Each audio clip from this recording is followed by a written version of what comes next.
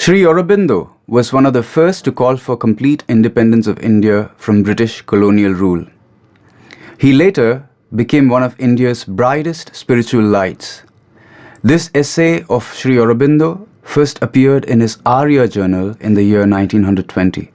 In it, he takes Nietzsche's conception of the Superman, critiques it, and posits a compelling alternative.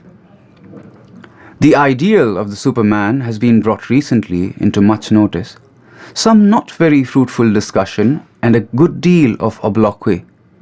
It is apt to be resented by average humanity because men are told or have a lurking consciousness that here is a claim of the few to ascend to heights of which many are not capable, to concentrate moral and spiritual privileges, and enjoy a domination, powers and immunities hurtful to a diffuse dignity and freedom in mankind. So considered, supermanhood is nothing more important than a deification of the rare or solitary ego that has out-topped others in the force of our common human qualities. But this presentation is narrow and a travesty. The gospel of true supermanhood gives us a generous ideal for the progressive human race and should not be turned into an arrogant claim for a class or individuals. It is a call to man to do what no species has yet done or aspired to do in terrestrial history. Evolve itself consciously into the next superior type already half foreseen by the continual cyclic development of the world idea in nature's fruitful musings. And when we so envisage it, this conception ranks surely as one of the most potent seeds that can be cast by thought into the soil of our human growth.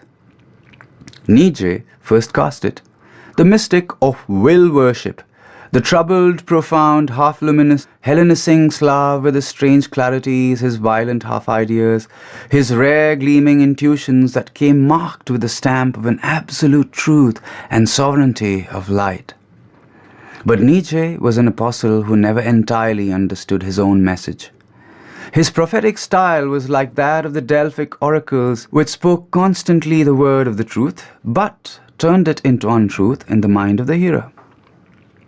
Not always indeed, for sometimes he rose beyond his personal temperament and individual mind, his European inheritance and environment, his revolt against the Christ idea, his war against current moral values, and spoke out the word as he had heard it, the truth as he had seen it, bare, luminous, impersonal, and therefore flawless and imperishable.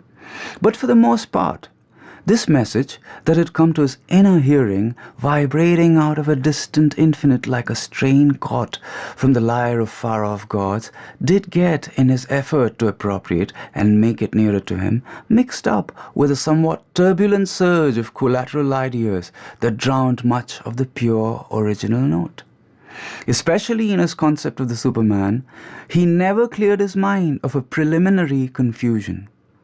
For if a sort of human godhead is the goal to which the race must advance, the first difficulty is that we have to decide to which of two very different types of divinity the idea in us should owe allegiance. For the deity within may confront us either with the clear, joyous, and radiant countenance of the god, or the stern, convulsed visage of the Titan. Nietzsche hymned the Olympian, but presented him with the aspect of the Asura.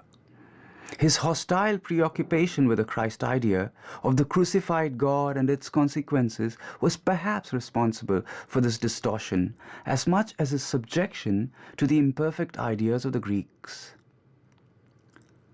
He presents to us a Superman who fiercely and arrogantly repels the burden of sorrow and service. Not one who arises victorious over mortality and suffering, his ascension vibrant with the triumph song of a liberated humanity. To lose the link of nature's moral evolution is a capital fault in the apostle of supermanhood, for only out of the unavoidable line of the evolution can that emerge.